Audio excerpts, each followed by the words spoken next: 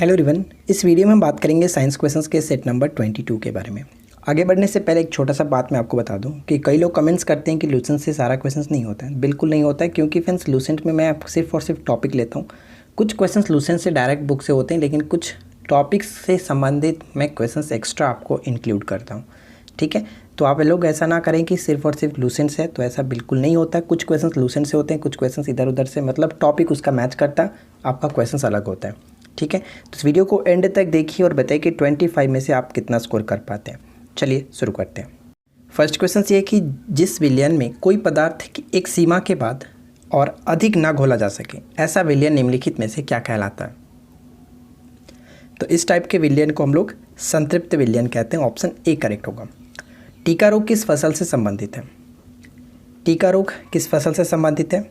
तो right answer हो जाएगा ऑप्शन डी, मूंगफली से संबंधित है। धान का खैरा रोग होता है। बाजरा का कह सकते हैं क्या होता है? हरित बाली रोग। ठीक है, हरित बाली रोग बाजरा से संबंधित है, याद रखेंगे। क्वेश्चन नंबर 3 कह रहा है कि वह उत्तक जो द्वितीयक वृद्धि के लिए उत्तरदायी है। द्वितीयक वृद्धि के लिए उत्तरदायी है वो होता है कैम्बियम। ऑप्शन सी करेक्ट होगा। कैम्बियम जाइलम और फ्लोएम के बीच स्थित विभोजित उत्तक है। इसकी कोशिकाओं के विभाजन में एक ओर जाइलम तो दूसरी ओर फ्लोएम कोशिकाएं बनती है। इस प्रकार द्वितीयक वृद्धि होती है। नेक्स्ट क्वेश्चन बनता है कि पौधों में फ्लोएम मुख्यतः उत्तरदायी होता है। फ्लोएम का कार्य क्या होता है पौधों में?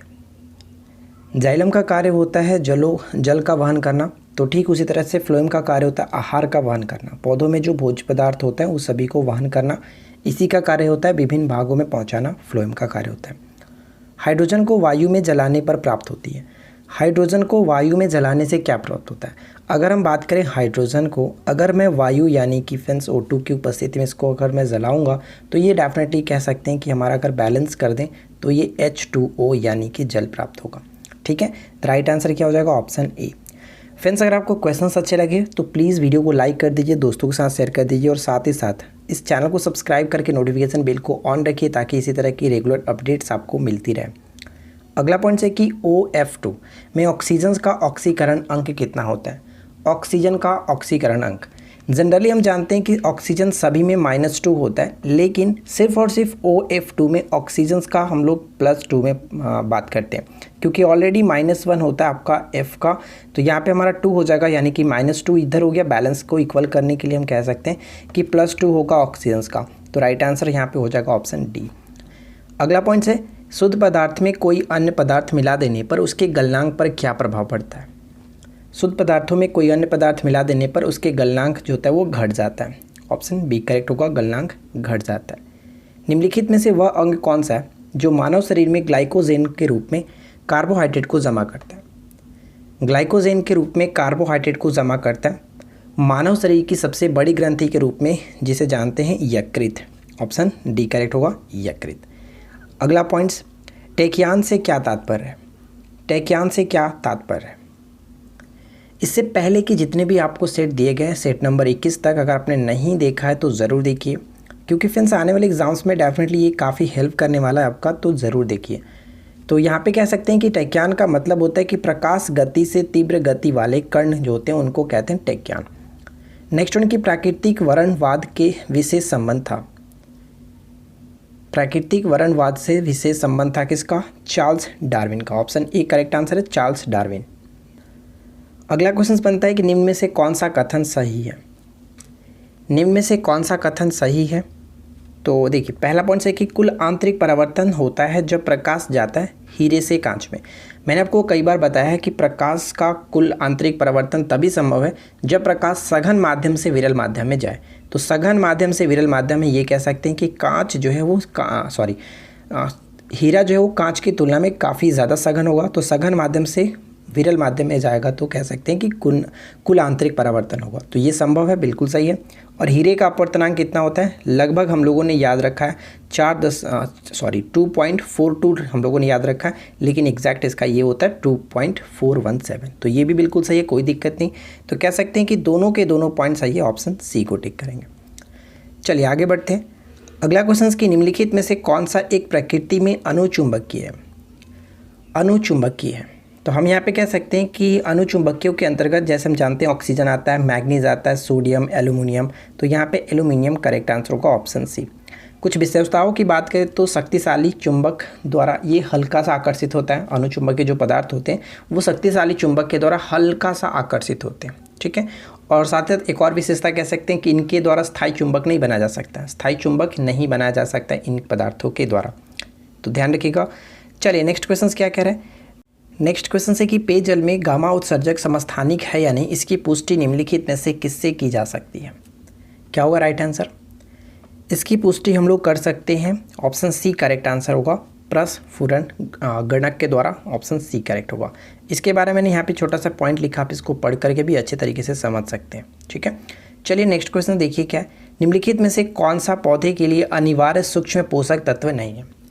अनिवार्य सूक्ष्म पोषक तत्व नहीं है तो क्या होगा। बोरॉन भी होता है, जस्ता भी होता है, तांबा भी होता है, लेकिन सोडियम नहीं होता है। यहाँ पे देखिए मैंने लिख रखा, अच्छे तरीके से इसको पढ़ करके समझ लेते हैं। क्या कह रहा है कि पौधों के लिए आवश्यक सूक्ष्म पोषक जो तत्व होते हैं नाइट्रोजन, फास्फोरस, पोटेशियम, लोहा, बोरॉन, जिंक, तांबा, manganese, sulphur, chlorine, calcium, magnesium तथा मॉलिब्डेनम, ये सभी याद रखिएगा, अक्सर ये पूछ जाते हैं। अब बात करते हैं कि कौन पोषक तत्व के अंतर्गत नहीं आ सकते हैं। जैसे कि सोडियम ऑप्शंस में दिया गया था, सोडियम नहीं हो सकता है, कोबाल्ट नहीं होता है, निकेल नहीं होता है, तो ये सभी पौधों के लिए आवश्यक पोषक तत्व नहीं है, तो इन सभी को याद रखना है, ठीक है।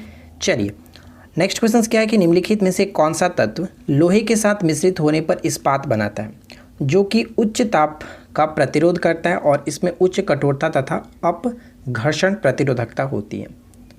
तो फर्स्ट लाइन से ही आपको क्लियर हो चुका होगा कि क्या है राइट आंसर होगा क्रोमियम, ठीक है। लोहे के साथ इसको मिलाया जाता है जो कि इस्पात बनाता है, ऑप्शन बी करेक्ट होगा क्रोमियम। निम्नलिखित में से किस एक का ईंधन मान अधिक होता है। ईंधन मान अधिक है तो आपको पता है हाइड्रोजन जो है इसका ईंधन मान काफ़ी ज़्यादा है, ऑप्शन ए करेक्ट होगा। भविष्य के ईंधन के रूप में भी जानते हैं। अगला पॉइंट है कि धान का प्रसिद्ध रोग जो कि खैरा रोग किसके कारण होता है। मैंने आपको ऊपर बताया था कि धान का खैरा रोग होता है, जबकि बाजरा में हरित बाली रोग होता है, मक्का नहीं, यहाँ पे कह सकते हैं मूंगफली में टीका रोग होता है। तो खैरा रोग का संबंध यहाँ पे जस्ता की कमी के कारण, धान की खेती में जस्ता की कमी के कारण खैरा रोग उसमें हो जाता है। लौंग के तेल का निम्नलिखित में से कौन सा एक प्रमुख घटक है। लौंग के तेल का निम्नलिखित में से कौन सा एक प्रमुख घटक है।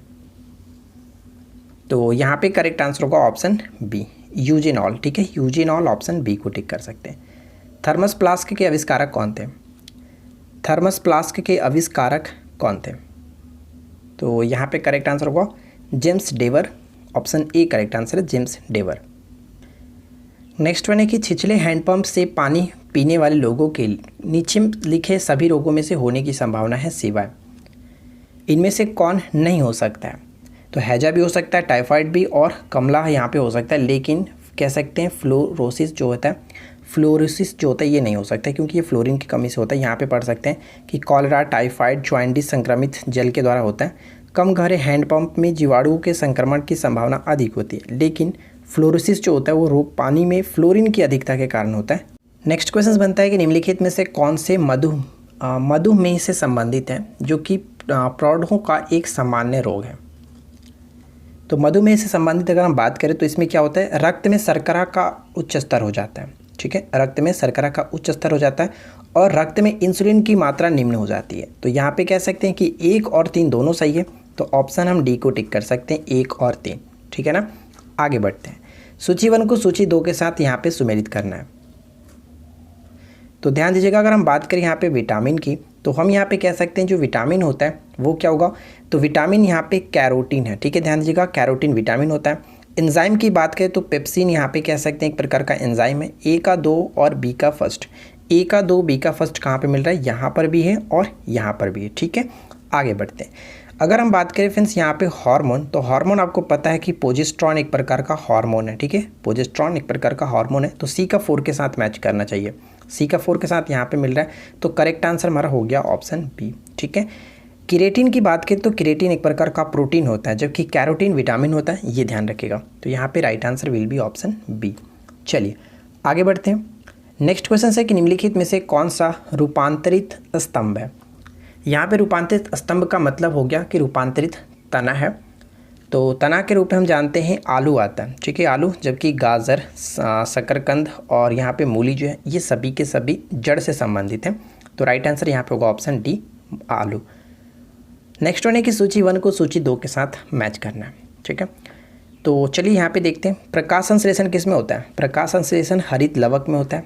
ए का 2 के साथ मैच करना चाहिए, यहाँ पर भी है, यहाँ पर भी है, यानी B1 भी मिल रहा है, B1 भी मिल रहा है। अब बात करते हैं डायरेक्ट C3 C4 में क्या होगा। देखिए सी की बात करें तो सी श्वसन जो होता है सूत्रकर्णिका यानी माइटोकॉन्ड्रिया के साथ होगा, जबकि प्रोटीन संश्लेषण जो होता है वो राइबोसोम के द्वारा होता है। तो सी का 3 और डी का 4, सी का 3 डी का 4 यहाँ पे मिल रहा है। तो right answer will be option C, इसको याद रखना। चलिए अगला क्वेश्चन, हृदय के रक्त का संचरण करने वाली धमनियाँ कहलाती है। हृदय के रक्त का संचरण करने वाली धमनियाँ क्या कहलाती है। तो नाम से ही क्लियर होगा, हृदय के रक्त का संचरण हृदय धमनियाँ, ऑप्शन सी। लेकिन और भी जो 4 पॉइंट्स मैंने यहाँ पे लिखा है इसको पढ़ेंगे। जैसे देखिए हृदय धमनियाँ रक्त से हृदय तक ले जाती हैं। ग्रीवा धमनियाँ की बात करें तो रक्त को सिर तक ले जाती हैं। यकृत धमनियाँ रक्त को यकृत तक ले जाती हैं। और अगर बात करें फ्यूफुस जो धमनियाँ होती हैं रक्त को फ्यूफुस तक ले जाती हैं। तो ये सभी को याद रखना है। तो यहाँ पे हम लोगों ने 25 MCQ को कवर किया। आई होप कि आप लोगों को वीडियो अच्छा लगा होगा। वीडियो अच्छी लगी हो, क्वेश्चन अच्छे लगे तो लाइक कर दीजिए, दोस्तों के साथ शेयर कर दीजिए और साथ ही साथ चैनल को सब्सक्राइब नहीं कर रखा है तो सब्सक्राइब ज़रूर करें। नोटिफिकेशन बिल को ऑन रखें ताकि आपको नोटिफिकेशन ऑन टाइम पे मिलते रहे। तो चलिए मिलते हैं नेक्स्ट क्लास में। Thanks for watching, keep watching, keep learning, have a good day.